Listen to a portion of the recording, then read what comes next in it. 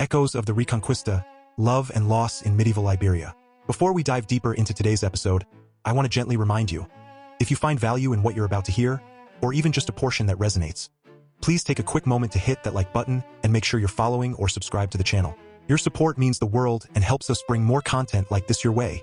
We're taking you back to medieval Spain, right into the heart of the Reconquista, that epic, centuries-long clash where Christian kingdoms fought to reclaim the Iberian Peninsula from Muslim rule. It's a time of fierce religious battles, shifting borders, and lives caught in the crossfire. And nestled in all that turmoil is the legend of the Lovers of Teruel, a tale so poignant it feels like it leaped straight from the pages of a romantic novel. Picture star-crossed lovers, impossible choices, and a love that defies death itself, all set against the backdrop of holy wars and chivalric quests. If you're into stories where passion collides with the harsh realities of faith and fortune, stick around. This one's got it all. Let me set the scene without giving away the twists. Imagine the early 13th century in Teruel, a rugged town in the Kingdom of Aragon. The Reconquista is in full swing. Just a few decades earlier, in 1171, King Alfonso II had wrested Teruel from Muslim control, turning it into a Christian frontier outpost. The air's thick with the echoes of battles, crusading knights charging southward, papal calls for holy war against the Moors, and the constant push to expand Christian territories. It's an era where religion isn't just belief. It's the fuel for conquest, with indulgences promised to warriors who fight in the name of the cross. Amid this, two young souls from noble families grow up together. Isabel de Segura, from a prosperous lineage tied to the town's emerging elite, and Diego de Marcilla, whose family has fallen on hard times. They share childhood games, stolen glances, and eventually, a burning affection that promises forever. But in this world of rigid hierarchies and endless skirmishes, love alone isn't enough. Diego must prove himself worthy, venturing into the very heart of the religious conflicts raging across Iberia. What follows is a story of longing, sacrifice, and the unyielding pull of destiny, blending the grandeur of epic warfare with the intimate ache of forbidden romance. It's like a medieval ballad come to life, full of dramatic tension and emotional depth that keeps you hooked.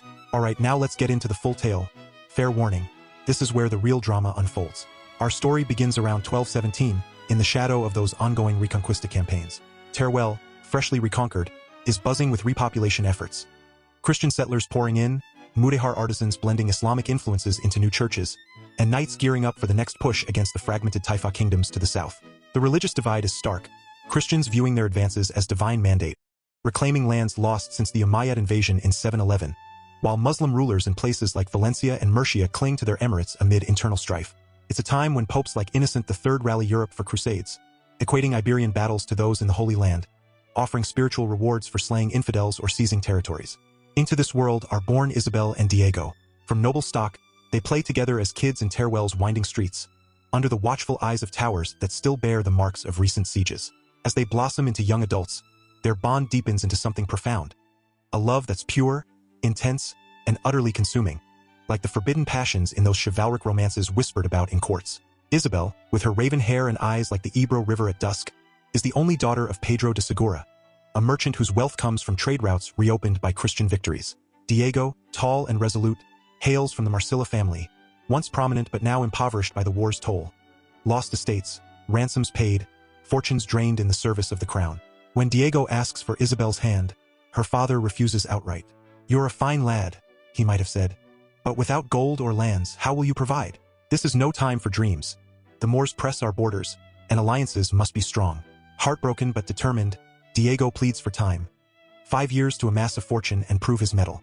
Isabel, torn between filial duty and her heart's desire, vows to wait, her days filled with quiet prayers in the church of San Pedro, where the bells toll for victories in distant fields. Diego rides off into the fray, joining the Aragonese forces in the Reconquista's heated campaigns. Picture him donning armor forged in the fires of holy zeal, charging alongside knights under banners emblazoned with crosses. He fights in skirmishes along the frontiers, perhaps aiding in assaults on Moorish strongholds, capturing spoils from defeated emirs, gold dinars, silks from Al-Andalus, horses swift as the wind. The battles are brutal. Clashes at dawn where Christian infantry meets Almoravid cavalry, the air filled with cries of Santiago, invoking St. James the Moorslayer. Diego's valor shines. He rises through the ranks, his sword baptized in the blood of religious foes, all for the chance to return worthy of Isabel. Years blur in a haze of sieges and truces, the Reconquista's rhythm of advance and retreat mirroring his own hopes and despairs. Back in Teruel, Isabel fends off suitors, her father growing impatient as the 5 years tick by. Rumors trickle in, Diego slain in some forgotten battle, his body lost to the sands. With the deadline passed and no sign of him, Pedro arranges her marriage to a wealthy noble, perhaps a lord with ties to the crown's war efforts, sealing alliances vital in these turbulent times. The wedding day arrives, a grand affair in the town square, with feasts echoing the fragile peace won through bloodshed. But fate twists like a dagger. That very night, Diego gallops back, his saddlebags heavy with Reconquista riches, treasures wrested from Muslim treasuries, honors bestowed by grateful kings. He slips into the bridal chamber, pale and desperate, begging Isabel for one last kiss, a token of their undying bond. She, now bound by sacred vows and the weight of her new life, refuses, her voice breaking, "I love you still, but honor demands I stay true." The rejection shatters him. Diego collapses, his heart giving out in a final, agonizing beat. The town mourns as his body lies in state at San Pedro. Isabel, veiled in grief, attends the funeral. Unable to bear it, she approaches the bier, lifts the shroud, and presses her lips to his cold ones in a kiss that seals their eternal pact. In that moment, her own heart fails. She slumps beside him, dead. The astonished crowd buries them together.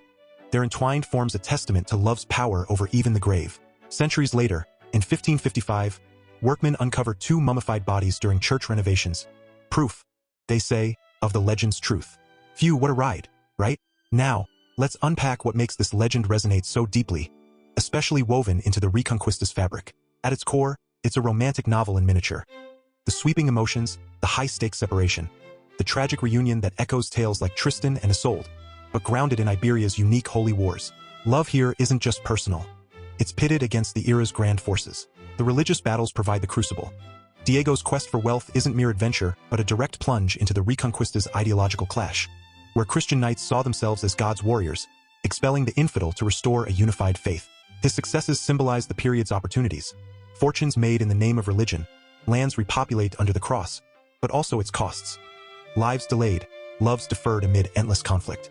Themes of class and duty loom large. In a society rebuilding after conquest, marriages were strategic, bolstering Christian alliances against Muslim threats. Isabel's obedience to her father mirrors the patriarchal structures reinforced by the Church, which framed the Reconquista as a divine family affair. Yet, their love transcends it all, a rebellious spark in a world of rigid piety. There's tragedy in how the wars enable Diego's rise but doom his timing. Rumors of death spreading like wildfire across battle-scarred lands. It humanizes the Reconquista, showing how ordinary hearts navigated the chaos of religious fervor, where crusading indulgences promised heaven but often delivered hell on earth. On a deeper level, the story explores fate versus free will. Are they victims of the era's holy strife, or does their passion invite doom? The romantic touch adds layers. Vivid sensory details, the clang of swords in distant fields, the scent of orange blossoms in Teruel's gardens, the chill of a final kiss. Paint it like a novel, inviting us to feel the ache. It critiques the Reconquista's toll, too. While kings like Alfonso pushed boundaries, lovers like these paid the personal price. Their story a counterpoint to triumphant chronicles. And let's linger on some of the most evocative lines that have echoed through time, from old ballads capturing the essence. In Teruel there lived a maiden, fair Isabel her name, whose heart was given to Diego, in love's eternal flame. Or Diego's plea in the chamber, "One kiss, my love, before I die, to carry to the grave." And Isabel's farewell at the bier, "Though worlds apart in life we stood, in death we unite as one." These snippets, passed down in oral tradition since the 13th century, capture the poetic soul of the tale, blending sorrow with sublime beauty. If this legend's got you hooked on medieval romance amid holy wars, I'd say dive deeper. Head to Teruel if you can, wander those ancient streets, visit the Mausoleum where their story lives on, or pick up adaptations in literature or theater. They bring the Reconquista's drama to life in fresh ways. Care about history, stay free.